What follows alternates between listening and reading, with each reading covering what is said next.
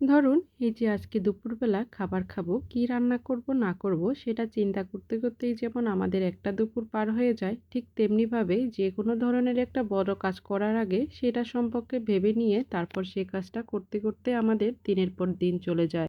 অনেক সময় আসে যে আমাদের যেকোনো একটা কাজ করার আগে সেটা নিয়ে একটু বসে কিছু সময় ভাবি, আবার সেই কাজটা কিভাবে করলে ভালো হবে সেটা নিয়েও আবার কারো সাথে আমরা আলোচনা করি। এর বাইরে যেয়ে যখন আমরা সবকিছু ছাড়াই এই কাজগুলো করার চেষ্টা করি, তখন দেখা যায় যে কাজটা তো ভালোভাবে হয় না। আবার দেখা যায় যে কয়েকদিন পরে সে কাজের কর্মফলের জন্যই আমাকে অনেক বেশি ঝামেলায় পড়তে হয়। তো তখন আমরা সেটা না করে যদি আগে সেই কাজটাকে আমরা ভেবেচিন্তে করে নিতাম, তাহলে মনে হয় সবচাইতে বেশি ভালো হতো।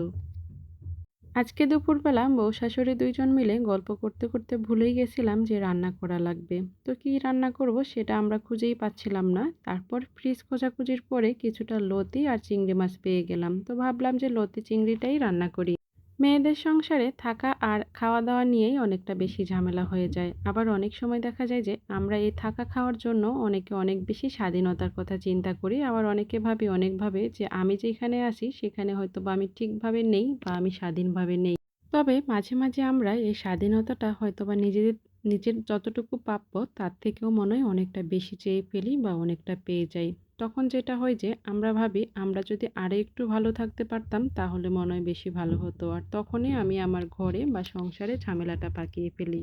একটা জিনিস মাথায় রাখবেন, সবসময় আমরা বর্তমান যে পরিস্থিতিতে আছি সেটাকে চিন্তা করে যদি সামনের দিকে এগিয়ে যাই, তাহলে মনে হয় না কখনো কোনো ঝামেলা হয় বা কখনো কোনো সমস্যা হয় কারো জীবনেই। তবে বর্তমান কথাটা চিন্তা করে যদি আরো একটু বেশি ভালো থাকার জন্য চেষ্টা করি, তাহলেই দেখবেন নানা রকম সমস্যা আমার সংসারে বাধবে বা আমার জীবনে। লতি চিংড়ি তো কম বেশি সবাই আমরা পছন্দ করি। তবে আমার শাশুড়ি মা যেভাবে লতিটাকে আর চিংড়িটাকে রান্না করে সেটা বরাবরই আমার কাছে অনেক বেশি পছন্দের। আমার বড় মাও বাড়িতে আগে লতি চিংড়ি রান্না করত, তবে সেটা একটু অন্যভাবে। আর আমরা আমাদের সব রান্নাতেই সবসময় চেষ্টা করি একদম ঘরোয়া উপায়ে কম মসলা দিয়ে এটাকে রান্না করার জন্য। রান্নায় নাকি যত বেশি মসলা বা তেল দেওয়া হয় রান্নাটা নাকি তত বেশি ভালো হয়। একদমই ভুল কথা। আপনি যদি অল্প তেল মসলা দিয়েও রান্নাটাকে ভালো মতো করে রান্না করতে পারেন তাহলে সেটাও কিন্তু খেতে অনেক বেশি ভালো হয়। তো যাই হোক, প্রথমে লতি চিংড়িগুলোকে আগে লতিটাকে আলাদা করে পরিষ্কার করে নিয়ে একটু লবণ দিয়ে মেখে কিছু সময়ের জন্য রেখে দিছিলাম, যাতে করে লতিটা একটু নরম হয়ে যায় আর রান্নার সময় আমার সময়টা কম লাগে। তারপরে চিংড়ি মাছগুলোকে কেটে ধুয়ে পরিষ্কার করে নিলাম। আর চিংড়ি মাছের যেই মাথার অংশটাকে সেটাকে একটু বেটে তারপর মা নিয়ে নিল, যাতে করে সম্পূর্ণ অংশটাই রান্না করা যায়।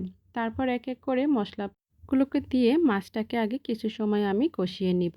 মাছটা সবসময় আমরা হলুদ, মরিচ, লবণ এটা দিয়েই মেখে তারপর কষিয়ে নিই। আর এই যে আমরা লতি রান্না করি সেটাতে সবসময় ফোড়নের জন্য আমরা একটু সরিষা দিয়ে দিই। সরিষা দিলে নাকি কচুর তরকারিটা খেতে বেশি ভালো হয়। যেমন রান্নাতে কম তেল মসলা দিয়ে রান্না করলেও রান্নাটা খেতে ভালো লাগে, ঠিক তেমনিভাবে সবসময় সব জায়গায় যত বেশি আমরা কম চাওয়া পাওয়া নিয়ে থাকবো বা বর্তমান যে অবস্থাটা নিয়ে থাকবো সেটাতেই মনে হয় সবচেয়ে বেশি ভালো থাকা যায়। যখন আমরা এর বাইরে এসে আরেকটু ভালো থাকতে চেষ্টা করি, তখনই দেখা যায় নানা রকম ঝামেলা বা নানা রকম সমস্যা আমাদের মাঝখানে চলে আসে। এটা যতক্ষণে আমরা বুঝি তখন দেখা যায় যে আমাদের একটু হলেও অনেকটা বেশি দেরি হয়ে গেছে। যে দেরি থেকে বা যে সমস্যা থেকে আমরা চাইলেও পিছনে আর ফিরে তাকাতে পারবো না। তো যাই হোক, আজকে কথা বলতে বলতে দুপুরের খাবারটা রেডি। এখন আমরা সবাই মিলে বসে দুপুরের খাবারটা খেয়ে নিব। আজকের মতো এখানেই বিদায় নিলাম।